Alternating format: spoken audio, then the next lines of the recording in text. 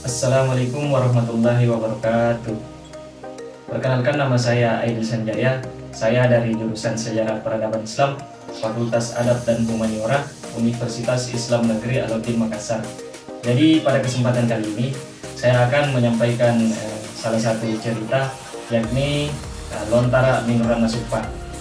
Jadi Lontara Minurana Suppa ini menceritakan tentang awal terjadinya peperangan antara kompeni Belanda yang dipimpin oleh Kapten Ternate dari Ambon bersama seluruh pasukannya yang hendak menguasai kerajaan Suppa di Kabupaten Pinrang. Jadi di dalam perjalanannya, Kapten Ternate ini melewati beberapa kawasan di daerah Sulawesi Selatan. Salah satunya yakni Segeri, Palanro, Bacukiki, Parepare, dan lain sebagainya.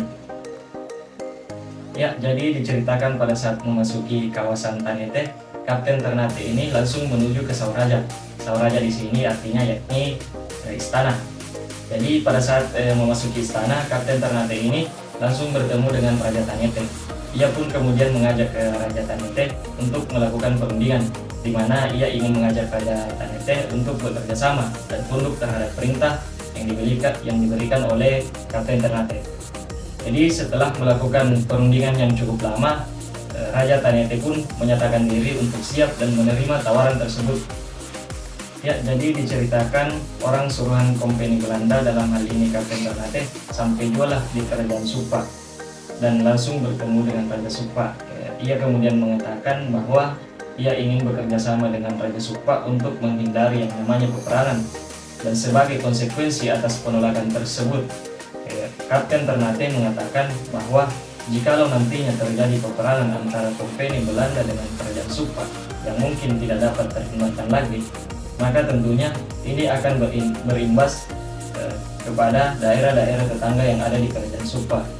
Jadi daerah-daerah tetangga yang dimaksud di sini yakni Alita dan Sawito, dan tentunya juga ini akan berimbas kepada keberlangsungan hidup masyarakat Suppa. Ya, jadi setelah berpikir cukup lama, Raja Suppa pun kemudian memutuskan untuk tidak menerima tawaran tersebut dan menyatakan diri bahwa siap untuk berperang dengan kompeni Belanda. Jadi Raja Suppa ini mengatakan bahwa ia tidak ingin mengikuti pandangan dari orang lain meskipun mereka ini sesama pemimpin negeri. Kecuali memang ini telah dititahkan oleh Raja Bone, karena diceritakan bahwa Bone merupakan tempat lahir dari leluhur dari Raja Suppa.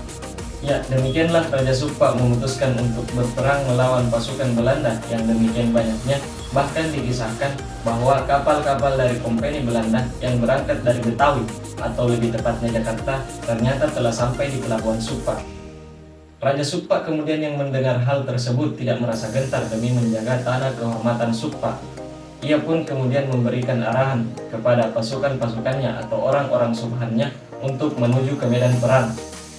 Perang pun tidak dapat dihindarkan lagi. Serdadu-serdadu Belanda yang dilengkapi dengan persenjataan lengkap, bahkan dengan meriam-meriam besar, kemudian ditembakkan, berdentum dan bergemuruh hingga menggentarkan istana kerajaan Suppa. Mereka ini saling berperang dengan sengitnya, tidak ada yang ingin mengalah demi memperebutkan tanah Suppa, meskipun telah banyak korban yang berjatuhan.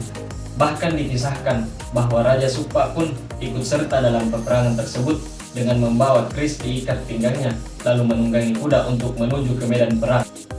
Perang pun berlangsung sekian waktu lamanya. Bahkan diceritakan bahwa tempat peperangan tersebut bagi tempat sabung ayam. Jadi Raja Suppa kemudian memerintahkan salah seorang orang suruhannya untuk memberitahukan perihal peperangan tersebut kepada raja di daerah Rappang dan Alita.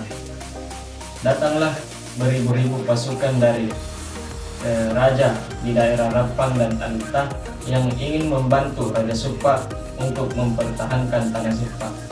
Sama halnya dengan pasukan dari Sawito yang datang untuk memberikan perlawanan atas serangan yang diberikan oleh kompeni Belanda. Jadi mereka ini berperang dan saling memberikan semangat untuk menghabisi musuh mereka. Daerah Suppa pun kemudian menjadi banjir darah. Peperangan tersebut telah memakan banyak sekali korban, baik dari pihak kerajaan Suppa maupun dari pihak kompeni Belanda. Bahkan kompeni Belanda telah menerima kekalahan yang cukup besar dan merasa kecutlah hati orang-orang dari kompeni Belanda ini untuk melanjutkan peperangan tersebut setelah melihat perjuangan atau perlawanan yang diberikan oleh pemuda Sawito yang begitu gigih, dan akhirnya orang-orang dari kompeni Belanda ini memutuskan untuk memberhentikan saja peperangan tersebut. Ya, kemudian diadakanlah kembali perundingan antara pihak dari kompeni Belanda dengan orang suruhan dari Raja Supa yang berlangsung selama 3 hari, yang hendak menyatukan dengan tanah Betawi dan Supa tanah Dewata. Ya, kemudian dengan memikirkan mengenai semua akibat yang telah ditimbulkan oleh peperangan tersebut dan menimbang telah banyak korban yang berjatuhan, bahkan dikatakan bahwa di dalam pikiran Raja Supa ini hanya terdapat mayat saja. Akhirnya Raja Supa pun memutuskan untuk menerima tawaran dari Kapten Ternate untuk menghentikan saja peperangan tersebut. Kemudian setelah dicapainya persetujuan, akhirnya kapal-kapal dari kompeni Belanda yang telah merapat di Pelabuhan Supa memutar arah kembali ke Pulau Jawa dan meninggalkan Tanah Supa. Baik, itulah tadi cerita yang dapat saya sampaikan mengenai naskah dalam Lontara Minggu Raja Supa. Semoga apa yang telah saya sampaikan ini dapat menjadi pelajaran baru bagi teman-teman. Jadi sebagai pesan dan kesan dari saya untuk naskah tersebut kepada teman-teman, marilah kita sama-sama memperjuangkan hak milik kita. Meskipun ini tidak sesuai dengan ekspektasi kita, tapi setidaknya kita telah memberikan yang terbaik untuk hak milik kita. Jadi sekian dari saya Aidil Sanjaya mengucapkan terima kasih. Wassalamualaikum warahmatullahi wabarakatuh.